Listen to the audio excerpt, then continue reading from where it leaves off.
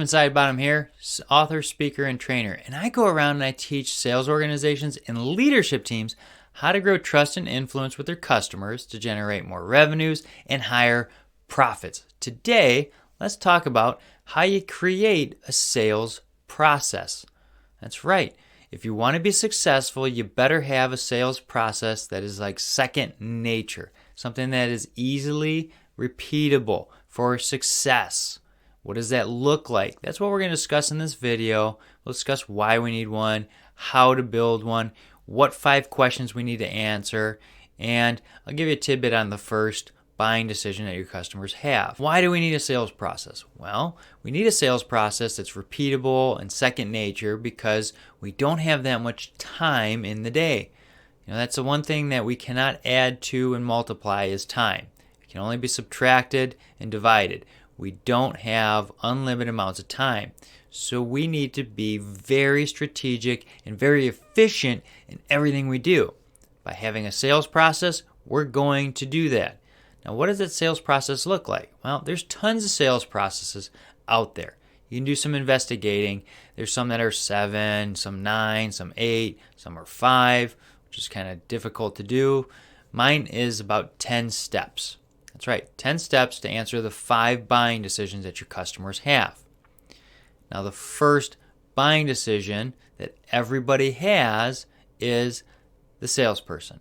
That's right. It's you. It's me. If they don't like, know, and trust us, they're not buying from us. So we need to make sure when we're setting up our sales process that we're setting up a good foundation. Just like building a house. If you don't build a foundation and you start putting up walls and a roof, it's easily going to fall over. So we need to have a good foundation. That starts with us when we're out there selling. Now, what does that look like? Well, we need to make sure that we're answering the 3 questions at every interaction. Do I like you?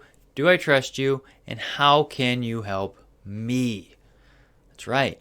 If people don't like us, they're not buying from us. They're going down to the competitor because they like them, buying a similar product, and moving on. So we need to make sure that we're likable and trustworthy.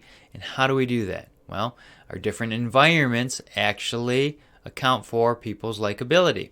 Wherever we're showing up. Now, I teach in my trustworthy training and whatnot. You want to go in there and sit down with people in an area that doesn't have tons of loud noises, lots of distractions. You want to be able to have a conversation because if there's loud noises and distractions, anxieties go up. Well, walls go up, and they'll actually associate the anxiety with us.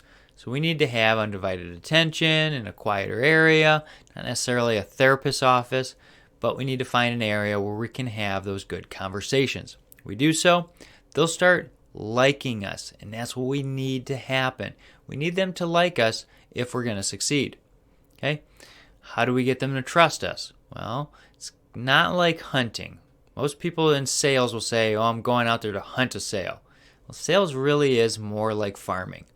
Unfortunately, here's the deal. You need to cultivate the ground, plant the seeds, water, care and nurture, fertilize, pull weeds before you can harvest. I know tons of salespeople hate that idea because they think of it as, I'm going to kill something and drag it back to the cave. Well, here's the deal. You don't typically have that happen. Every once in a while, something magically happens and you make a sale and you're like, wow, I don't even know how that happened. Well, by farming and cultivating, you actually grow your influence with people. And the more influence you have with people, the more they buy from you, and the more they tell other people. Well, great. If you feed more people the information and they buy from you, well, that increases your sales. So your sales process needs to make sure it's focused on intentionally showing up, answering those 3 questions, and adding value. So you better be having an open hand and helping people. Because when you have an open hand, it's easier to drop something into it, right? When you have a closed fist, it's kind of hard to receive anything. So we need to be open-handed and help people survive and achieve with our information. So we need to understand our product and service very well, so that way we can give some content away and help people. Because if we do that to enough people, we'll get what we want.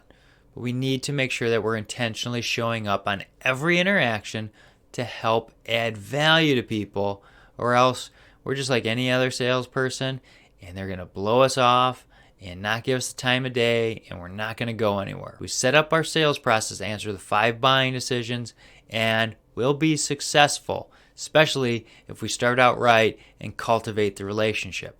All right? Now, if you have any questions, feel free to reach out. My contact information is below. Got my online training called the Sales Process Uncovered if you want to do it. But there's tons of sales processes out there. Find the one that works for you and work it and make sure it answers all the needs that the customers have, and you can build on those 5 buying decisions. All right? Now, if you like this video and it's helpful, hit like, share, subscribe. Give it to somebody you think it might benefit. Be glad to help you. All right? We'll see you next time.